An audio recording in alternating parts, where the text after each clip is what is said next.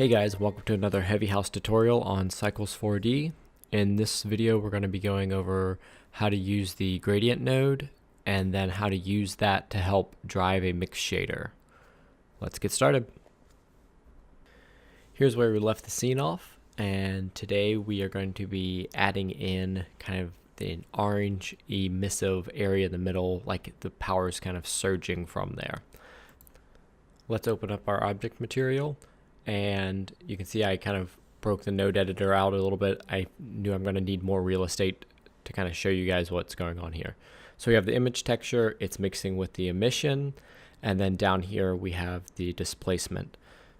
The next thing we're going to want to add in is I'm going to try to use a radial gradient to help drive a mix shader.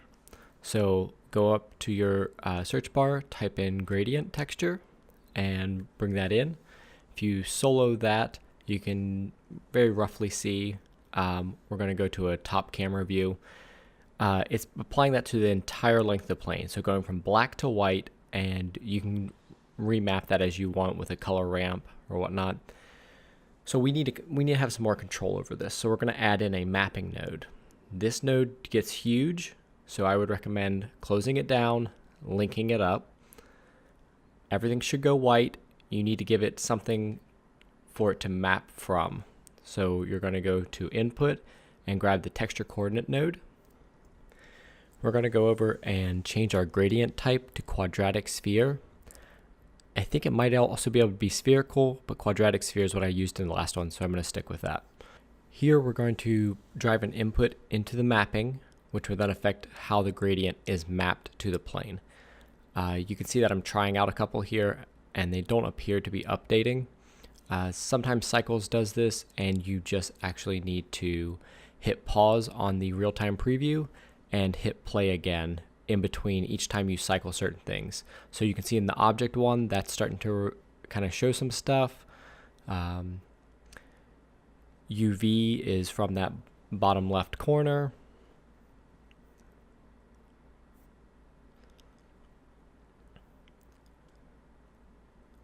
If you have a normal map on, the normals option there can give some kind of interesting effects, and the generated one is coming from the bottom right. So I think the one we're going to want to go with is the object, which is the one that we are seeing there in the center.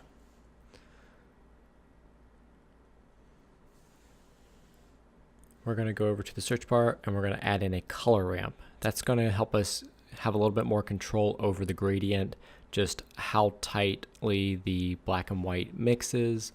And so we'll just pump our color into that and solo the color on the color ramp. Obviously that's going to look the exact same. As we adjust the black and white gradient, we can see how that affects our gradient ramp.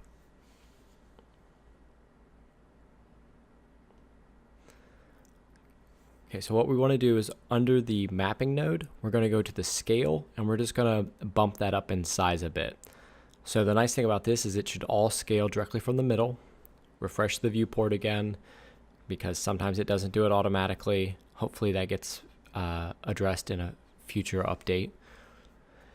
Now we need to move it over to where it actually would be masking out that spot that we want to be glowing orange.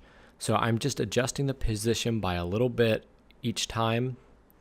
I am not the best with moving these things around, so you can see I'm just trying a couple numbers here and refreshing the viewport, trying something else, and refreshing the viewport. Here I'm adjusting the Y. That doesn't make any sense because that's just up and down, and Z is what I should have done. And now we're starting to get fairly close to where we need to be masking out that orange emission section. I'm going to fast forward the video really quick until we get to another section where I'm not just making tiny tweaks.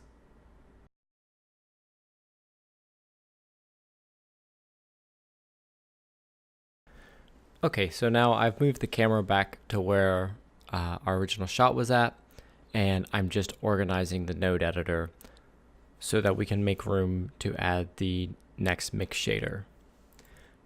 You can select multiple nodes at the same time just by clicking in the black areas in the node editor and drawing a rectangle.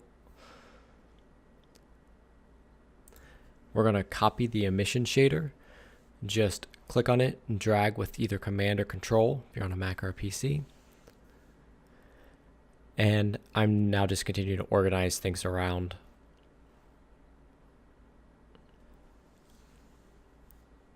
We'll go ahead and add in another mix shader. And change the color of our other emissions so we can see what's happening. We're going to change it to that orange. We're going to use our color ramp, which is our gradient circle. This is going to drive the mix between the orange and the blue emission. So we're going to pipe those in. Now we're going to solo that node. The bloom and glare are causing that to blow out. We're going to take that mix shader and pipe it into where we had the original blue, so in the shader 2 slot. Unsolo it, and we should see fairly closely what we actually want. That appears to be working, so now let's just go in and make some tweaks. Bringing up the strength of the orange emission.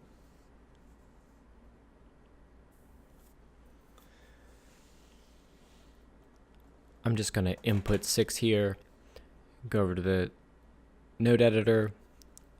I hadn't unselected off of that, so when I hit 1 to navigate, it changed my strength.